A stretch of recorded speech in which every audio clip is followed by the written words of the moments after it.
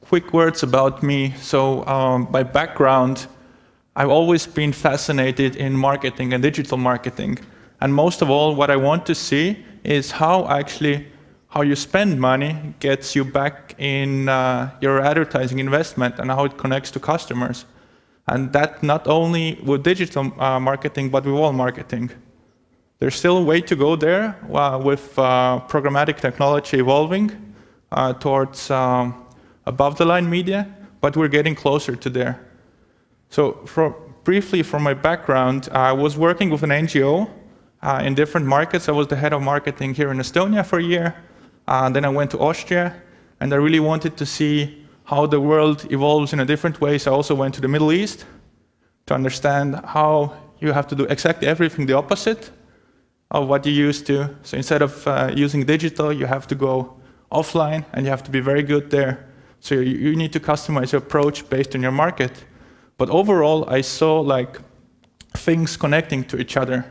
And I brought this knowledge back to Estonia.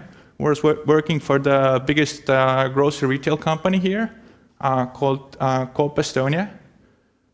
So they are selling groceries all over the country. They're not so strong here in Tallinn, but around in the country, they're #1 on the market, selling groceries to everybody. And they had this moment where they wanted to evolve on being strong also in Tallinn market. And what they saw is like physical capabilities. Right now, don't let them approach the market. Everything here in the center is already taken. So they wanted to go digital, to go online, to start selling from there. So within a year and 3 months, together with them, I created an online store that now delivers food not only here across Tallinn and nearby regions, but also already in our summer capital of Pärnu. So it's more than 20,000 products you can have delivered to you in around 6 hours the fastest. So whatever you need from groceries or batteries or any other products, they're delivered to you fast with a good quality. And to build this, you really need to get an overview of a full system of how every department in a company works. And again, I start to see connections between how we invest money from a marketing side and how clients perceive it. Because every single department has a lot of KPIs they're looking forward to. And they're all delivering to one bigger picture. And what I'm doing, I'm looking backwards from the bigger picture. What are the last key details you need from marketing perspective to have everything functioning? So that's why I went to understand deeper from a marketing perspective in an agency. And from the agency now, I'm working on the client side to do the same thing, but for 8 different markets. So customize my approach. Whatever I have, I can use it for any other market and continue from there. Overall, I like to do at least one weird thing per year. As you can see, I'm not in my best shape, but still, I ran a marathon here 3 years ago. I trained for it a little bit more than half a year from nothing. Last year, I walked around Mont Blanc. It's a really nice walk with France and Italy and Switzerland. Just casually walk, and then I thought, okay, let's push it.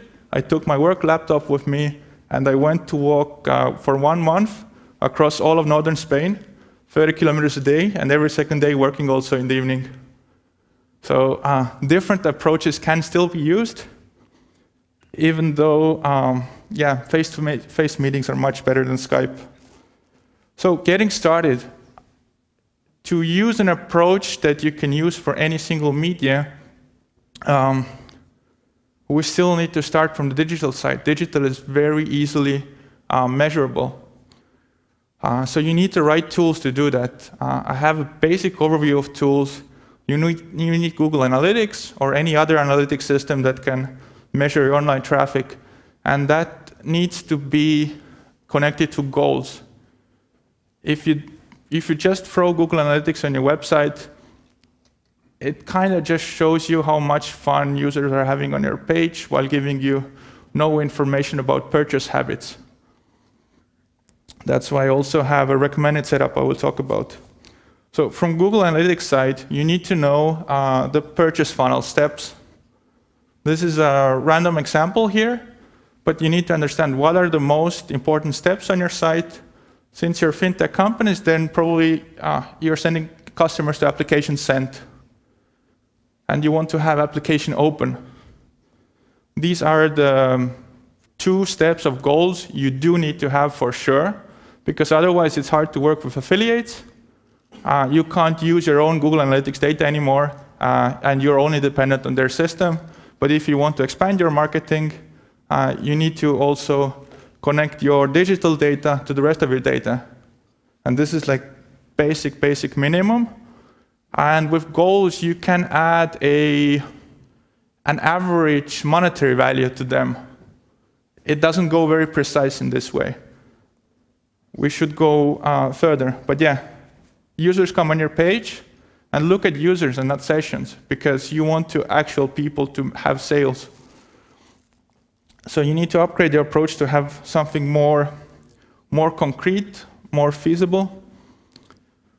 For that, you probably in time want to develop from just Google Analytics to have a Facebook tracking pixel or a remarketing pixel for different activities that you run in digital. And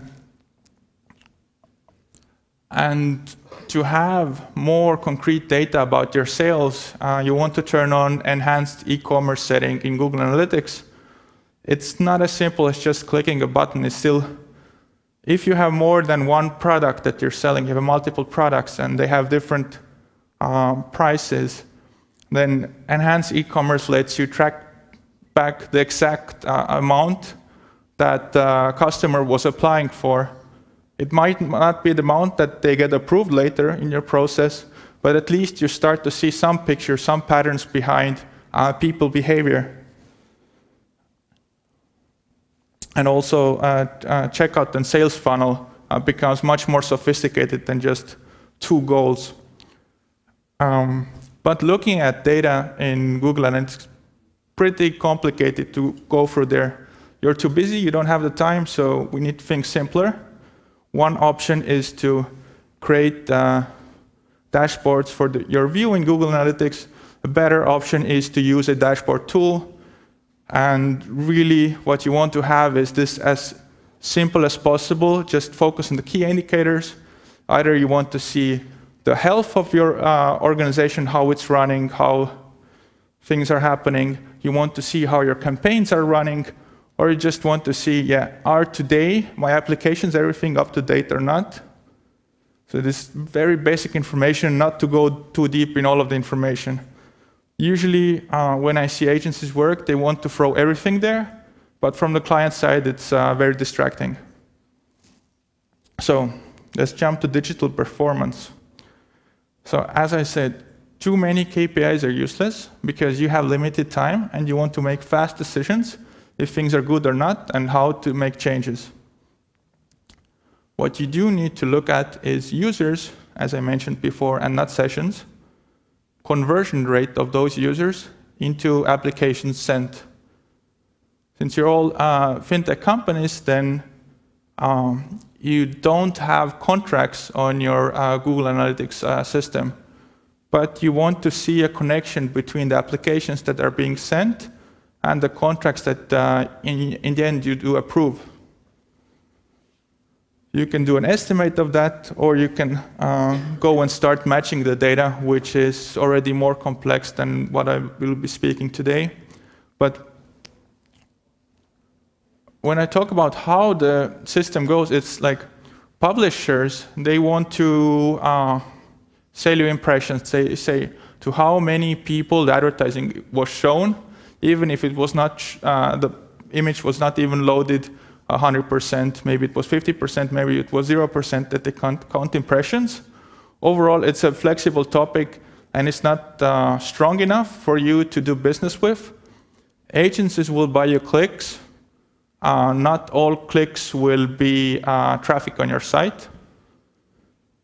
Digital traffic does track sessions, but some users make multiple sessions and it's normal behavior to come back. It's still a financial product. You don't buy it immediately. You need some thought behind the process. But what you need to see is the users and how the users behave. So that's where your focus should be when you look, when you start to analyze digital performance. So in terms of conversion rate, I already mentioned you. It shows you how your session data and sales connect. It doesn't necessarily show users and sales, but if you tweak your setup a little bit, you can also see it between a user and a sale, or a session and a sale. Because initially what you're buying in, if you work with agency, you're buying the session data, you're paying for this, and you want it to convert into applications sent very well, and you track the quality through conversion rate. Yeah, as I mentioned before, sent applications is the closest you can get to actual contracts, since you don't have a system that fully integrates everything. It's just for looking at digital traffic that an analytics system gives you. But you need to understand the numbers themselves are very relative. If there's a site with 10,000 sessions, another site with 8,000 sessions, that brings you in traffic, it's very relative. Is 10,000 sessions good for this month, for this week, or not? How much quality I'm getting from each? Maybe the 8,000 is getting me better quality. It's all very relative. You need to have indicators next to it to have a comparison moment to understand where am I getting the benefit and where actually I'm losing my money to make better investments. So what you want to have is historical benchmarks to understand the flow of the sessions, the flow of the applications you're getting in. Is it enough? And what you should compare is always a bigger time frame, and you average out to a smaller time frame. So you're looking applications per day, you should compare it to average of last 7 days, even though some of the 7 days might not be as good in sales. Still, you should be over that all the time with your data and analytics. Or if you're looking at on a week basis or larger, then at least like a month average to a day is a very strong indicator how I should be performing all the time, how my different affiliate channels or publisher channels are bringing in traffic. Is it according to what I'm expecting? And are the applications according to what I'm expecting? If not, there's a problem, and you can quicker react than just waiting after the results that an agency comes to you a month later. Hey, this is how we did with the campaign. There were problems 2 weeks ago. We kind of fixed them, but we didn't hit the target. So that's not useful information for you. If things are not happening today, you would like to see it yourself and contact the agency. Hey, I see this thing not working, please fix it now. That's how you want your systems to be going. So yeah, larger time frame to a smaller one, and to see everything build up. Now I'm gonna do some math. What you want to have is think backwards from the contract. So very key here is to understand, if you have a contract, how much are you willing to pay marketing investment into that? How much is a contract of value to you in marketing? How much is the absolute maximum that you can give away to marketing cost? If you have that in mind, you can go further down in the pipeline to understand every single step, actually. So in terms of digital marketing and working with an agency, this is like a full application funnel for any company. And we start backwards. We have a contract. Contract is within your system, within your CRM, within your sales team. But contracts are connected to applications. Applications need to be happening before. There's probably a drop-off ratio there. And you should understand how they're connected, like how many applications overall are there for one contract, how much am I losing in average? Or maybe if you want to go more detailed, then you understand per channel what's the drop-off. Because some channels might give you better, or some channels might give you worse quality. And it's something important to track inside the dashboard system. With those 4 KPIs that I had, it's already enough to know if your application sent quality is good enough. It's not just about how much traffic it generates, it's about how many applications you're getting and how many contracts you're getting and how good the quality of the contracts is. That's what you want to have. So before application send, people need to open an application. And if they open an application and leave, it's quite normal. In average, they will check out 3 to 4 companies before they will make their decision with whom they make the sale. So yeah, you won't have application open and application sent the same number. And with some affiliates, you might be paying for application opens. For some, you might be paying for sessions coming on the page. With some application sent and with some contract. Whatever your system of payment is, you need to understand, is this profitable for me as well as it is for them? So before application opening, we have the users, and users have different things they're doing on the site. Not everybody is a new client. Some are existing client, and some are just browsing away, maybe to make a purchase in the future. As I mentioned before, users make multiple sessions, so it's normal for one user to have 2.5, 3.5, 5.5, some kind of weird number of sessions that they do on average before they even open a contract, and you can influence that through digital marketing. And there is a very important difference between sessions and clicks.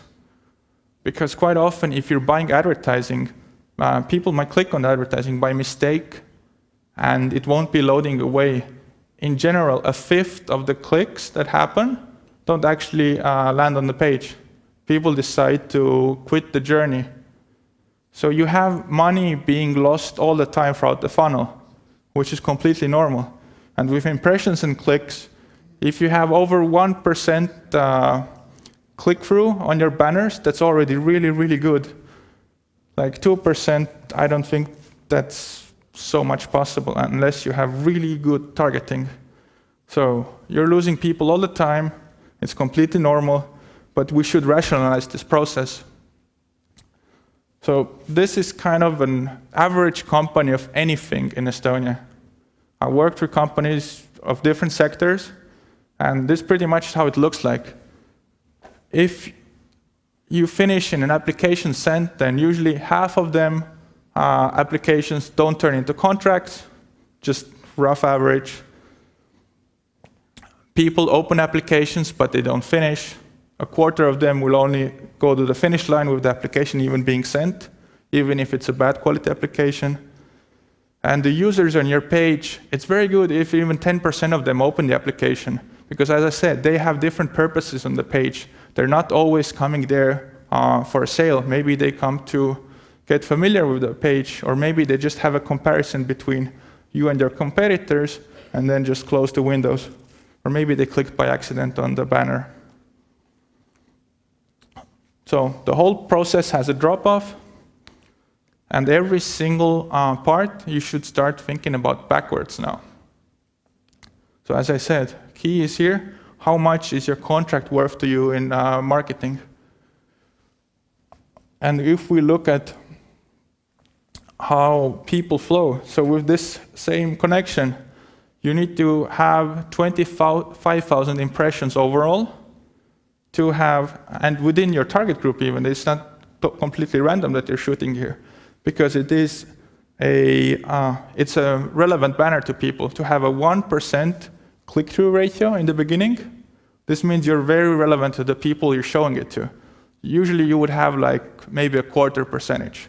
So you would need 100,000 people for one contract. So this is even a strong application funnel, from impressions to people to actually getting sales done. So whatever method of media purchasing you're using, you're somewhere in this funnel. And now what we need to understand is how much is the maximum that you should be paying for it. Not even about talking about quality, just roughly how much is your threshold of expense. So if you understand this, it's very easy for you to start understanding where are you leaking money overall. And if your data already enables you also to look at quality, you can optimize it a little bit more efficiently. Because right now this calculation is not taking into consideration the quality of the application. It's like a separate factor, because if some channel is bringing you very good quality traffic, you should be willing to pay it also more money. And if low quality traffic is coming in, you should even be lower than the average. You should understand this, but this is a separate calculation. So let's say you're willing to pay 100 euros. You're very generous. You're extremely generous. It's just 100 is easier for the calculation. So absolute maximum for a contract, 100 euros. Bring me contracts, I'll pay you 100. This means that for applications sent, you don't want to pay more than 50 euros, because only half your applications get turned in. And you go backwards with this. If you are paying for clicks to an agency, then actually 40 cents is your limit. If your drop-off rates are the same, then no more than 40 cents. If you're already paying 50 cents for a click on the page, then actually you are losing a lot of money in the long term. And this is how I look at marketing data pretty much day to day. And to understand this, you would need to connect your budget to your traffic, and ideally in the end, you also look at quality. If these three factors are in place, you have a complete overview of your digital marketing.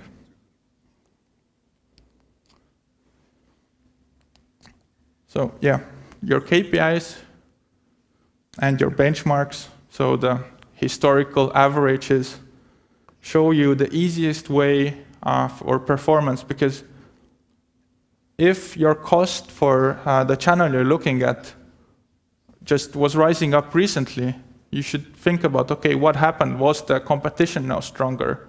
Why am I spending too much at the moment? What was the change? And if you have a dashboard that shows you data real time, it's easy to adjust to these changes all the time. Any questions? Oh, wait. How do you set up user IDs, lifetime value, and multi-channel attribution for credit sites? Yeah. User IDs, lifetime value, and multi-channel attribution. The user ID, the only place where you can attribute it is on your web page, and you can only attribute it after there's a login happening. Yes, after the form submit. Well, if there's a login in between the form submit, yeah. If you don't have a login in the process at all, there's no way to have an ID. Okay. Lifetime value. How do you set up lifetime value for like a credit site, for example? You generate leads and you broker them. How can you set up a lifetime value analytics for that? Inside analytics, you can't do that. Your business software should be calculating that, because your analytics should be pushing then the traffic source to your business system. Yes, that's already quite complex in terms of integration.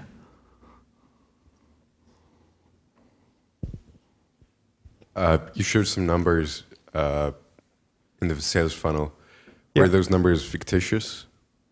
They're just average of any, like the 100 euros of contract value, that's completely random. No, I mean... But the conversion rates, it's like average company in Estonia. However, okay, I've looked at them, if they have an application, then usually half of people only finish then. Okay, because in different markets, these rates are extremely different.